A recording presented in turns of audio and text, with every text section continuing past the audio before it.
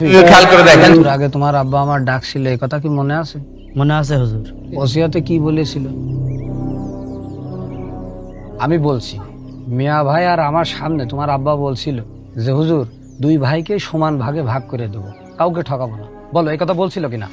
বলেছিল। তাহলে এখন বলছো তোমার আব্বা তোমাকে একা লিখে দিয়েছে, কিভাবে? হুজুর, আমার আব্বা পরে আমাকে আলাদাভাবে লিখে দিয়েছিল। কখন? মৃত্যুর কিছুদিন আগে। তখন তোমার আব্বার কেমন অবস্থা ছিল? বিছানায় পড়েছিল, বিছানা থেকে উঠতে পারতো না।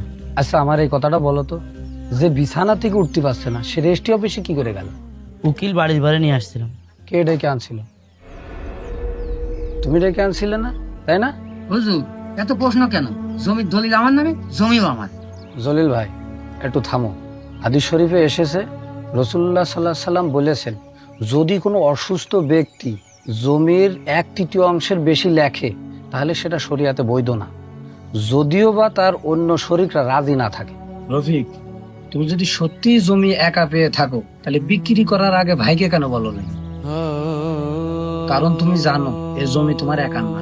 শোনো বাবা, দুনিয়ার কাগজ তুমি বানাতে পারো, দলিল লেখাকেও ম্যানেজ করতে পারো, কিন্তু আল্লাহর কাছে যে কাগজটা আছে ওইটা তো বদলাইতে পারবে না। কিয়ামতের দিন তোমার ভাই তোমার সামনে দাঁড়াবে, তোমার হাতটা ধরে বলবে, ইয়া আল্লাহ, এই আমার ভাই, এই আমার হকটা মাই রাখেছে। তখন তুমি কি উত্তর দিবে বলো? তখন তোমার নামাজ, রোজা, নেক আমল সব তোমার ভাইকে দিয়ে দেওয়া হবে। তোমার ভাইয়ের সব পাপ তোমার ঘাড়ে চাপানো হবে। তবুও তোমার পাপ শোধ না হলে তোমার ভাইয়ের পাপ তোমার ঘাড়ে চাপানো হবে, এরপরে জাহান্নাম।